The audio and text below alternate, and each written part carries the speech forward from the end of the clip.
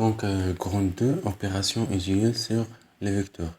Donc, soit IGK, une base orthonormée directe associée à un repère R d'axe X, Y, Z, de l'espace dans lequel on exprime les vecteurs A et P par.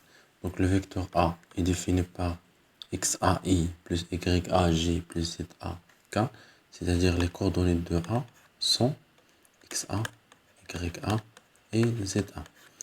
Et pour le vecteur P, est défini par XPE plus YPG plus ZPK.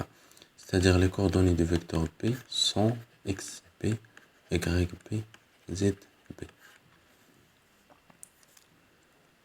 Donc pour l'addition, on définit la somme des deux vecteurs A et B par un vecteur C, tel que, donc si on a par exemple le vecteur A ici, et le vecteur B par exemple ici, donc le vecteur A plus le vecteur B égale ce vecteur qui est le vecteur C. Donc on écrit C égale A plus B.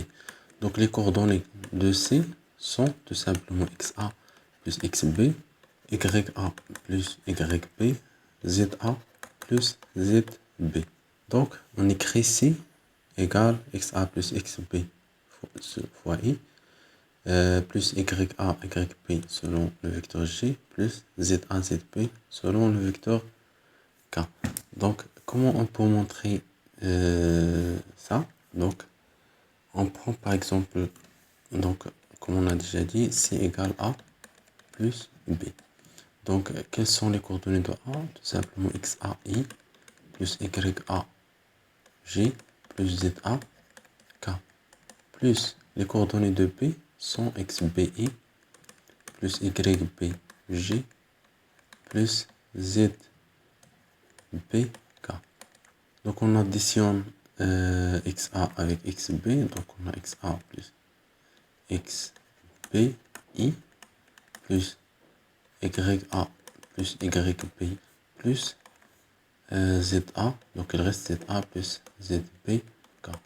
Donc les coordonnées de C sont XA, XB, YA plus YB, ZA plus ZB.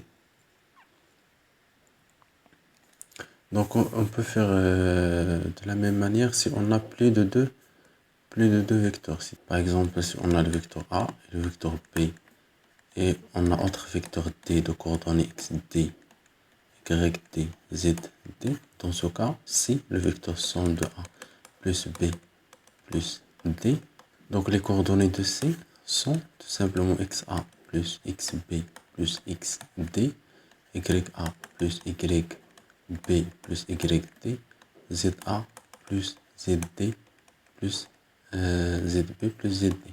Donc si on veut calculer A moins B, on peut tout simplement calculer A plus l'opposé de vecteur B. Donc c'est-à-dire, par exemple, je l'appelle ici ce vecteur C, C'. Donc les coordonnées de C' dans ce cas sont XA moins XB, YA moins YB, ZA moins Z. Donc la multiplication d'un vecteur par un scalaire. Donc on prend par exemple le vecteur C qui est égal à un scalaire fois un vecteur A. Donc si, donc par exemple on prend le vecteur A comme ça et le vecteur C qui est égal à M fois A comme ça par exemple. Donc si M est positif, alors le vecteur A et le vecteur C gardent le même sens. Si M négatif, donc le sens de C sera dans ce sens. Donc C égale MA. Si A, dans ce cas, si M négatif. Donc si M négatif, donc le sens de A est l'opposé du sens de C. Je vous donne un exemple simple. Donc on prend par exemple un vecteur U. Donc on veut déterminer le vecteur V qui est égal à moins 2 fois I. Et le vecteur W qui est égal à 3 fois U. Donc le vecteur V donc le vecteur I est multiplié par un nombre négatif. Donc le sens de V sera dans ce sens. Deux fois. Donc deux fois, pour le module de V sera deux fois le module de I. Donc voilà, ça c'est le vecteur V. Pour le vecteur W, c'est 3 fois I, donc elle garde le même sens, mais 3 fois plus grand que, voilà, 3 fois plus grand que le vecteur I. Donc ça c'est le vecteur W. Donc la norme de C, tout simplement égale la valeur absolue de M fois la norme de A. Maintenant, on passe au produit scalaire de deux vecteurs. Donc, on appelle produit scalaire de deux vecteurs le nombre.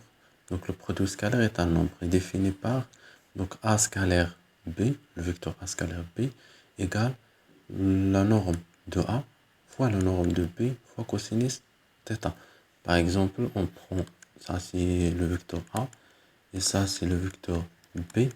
Donc, l'angle θ, c'est l'angle entre le vecteur A et le vecteur B. Donc, la norme de A toujours positive, la norme de B toujours positive.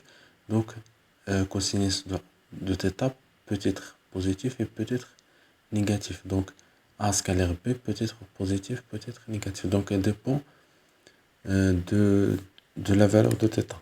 Donc, pour l'expression analytique du produit scalaire, on peut définir cette opération par A scalaire B qui est égal à XA scalaire XB plus YA scalaire YB plus ZA scalaire ZB. Donc, comment on peut montrer ça? Tout simplement, on prend, comme on a déjà dit, le vecteur A de coordonnées XA, I plus YA, G plus ZA, K. Et pour le vecteur B de coordonnées XBI plus YBG plus ZB fois K. Donc A scalaire B, donc on fait le produit tout simplement de cette expression par cette expression, c'est-à-dire XA I plus YA, G plus ZA, K.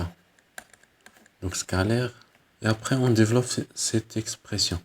Alors on sait que dans un repère orthonormé, I, le vecteur I est perpendiculaire au vecteur G, et le vecteur G perpendiculaire au vecteur K. Et le vecteur K perpendiculaire au vecteur I.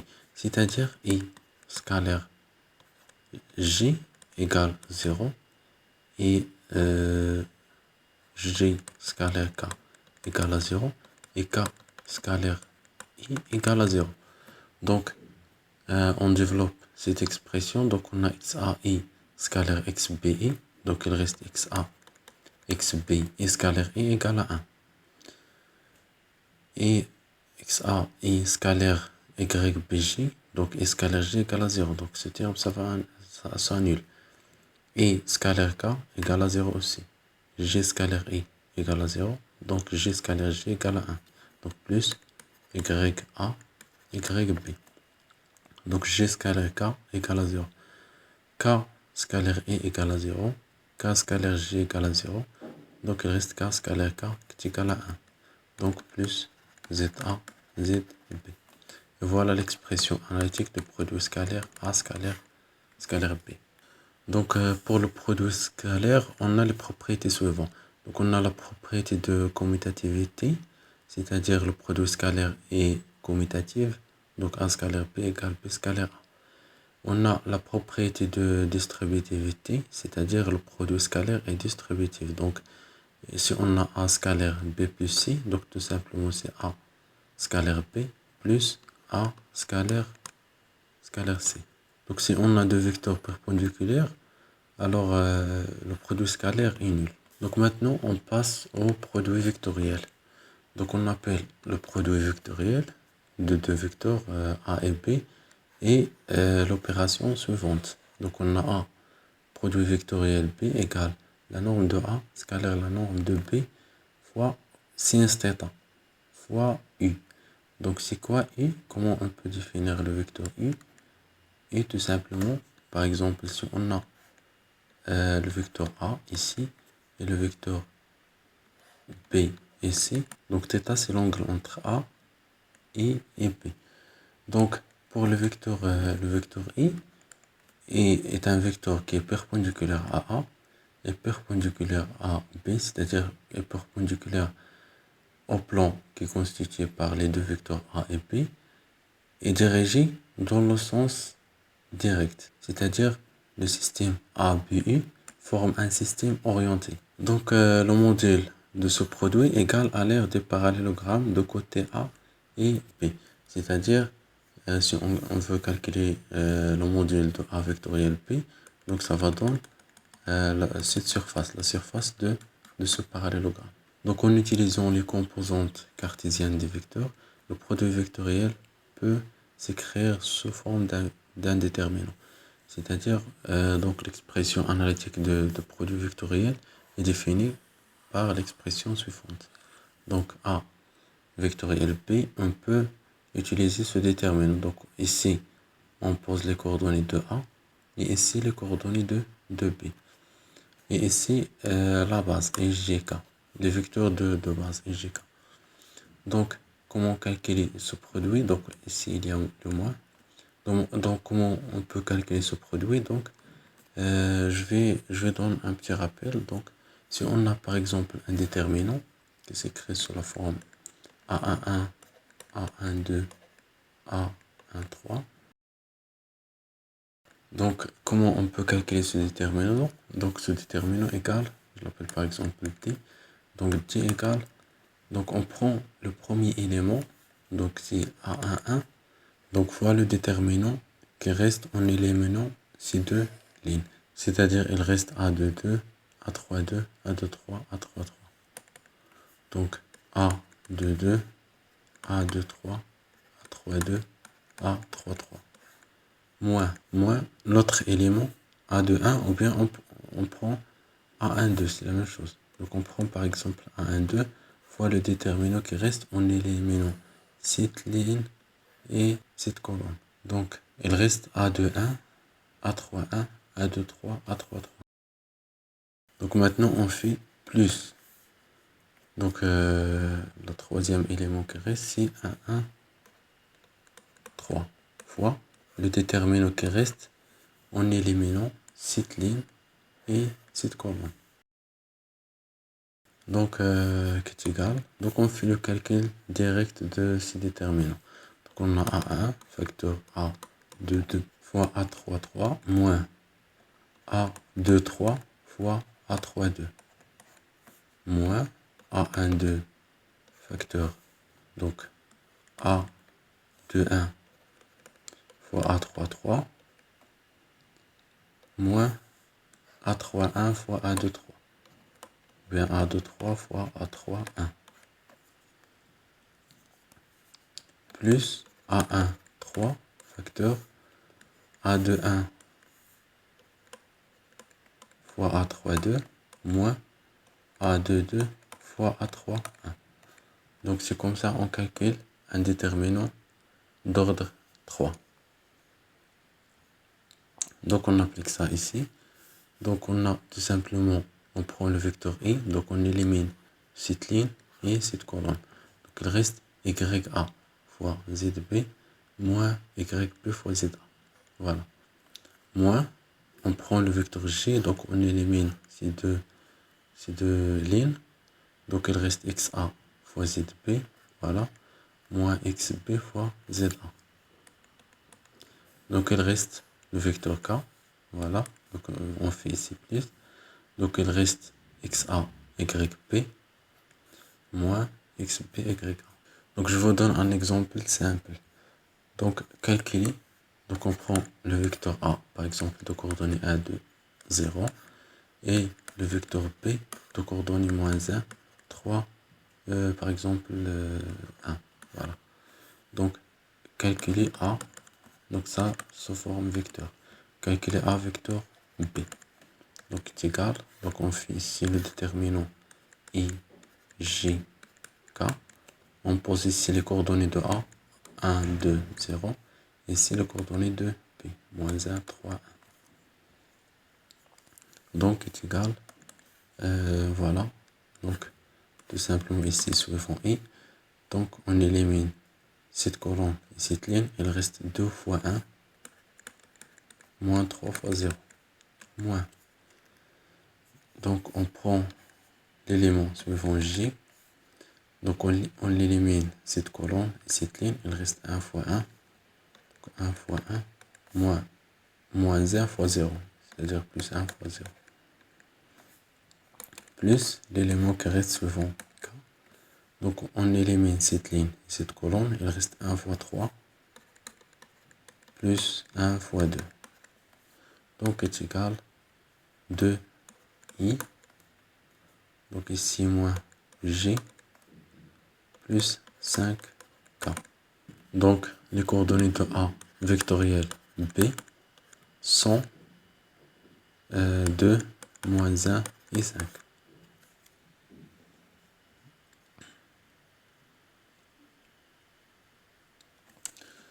Donc le produit vectoriel est anticommutatif, c'est-à-dire A vectoriel B égale moins B vectoriel A. Le produit vectoriel n'est pas associatif en général, c'est-à-dire A vectoriel B vectoriel C est différent de A vectoriel B vectoriel C. Alors pour le produit vectoriel, donc si on a deux vecteurs collinéaires, donc A vectoriel B égale le vecteur nul. Pourquoi? Parce que, comme on a déjà dit, A vectoriel B égale la norme de A fois la norme de B fois sinus θ suivant U.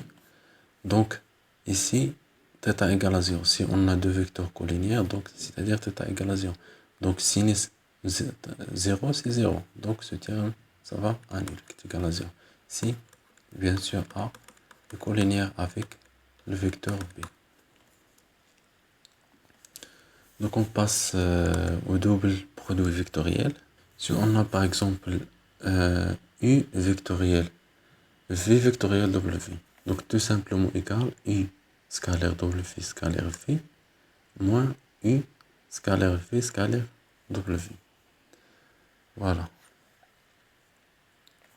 Donc, pour le produit mixte, donc, on appelle produit mixte le nombre M qui est égal à vectoriel P scalaire C. Donc, ça, c'est un nombre, car A vectoriel P est un vecteur, scalaire un vecteur, donc c'est un nombre. Donc, voilà. Donc, il a la même valeur si on fait cette permutation, c'est-à-dire A vectoriel P scalaire C, ou bien C vectoriel A scalaire P, ou bien P vectoriel C scalaire A.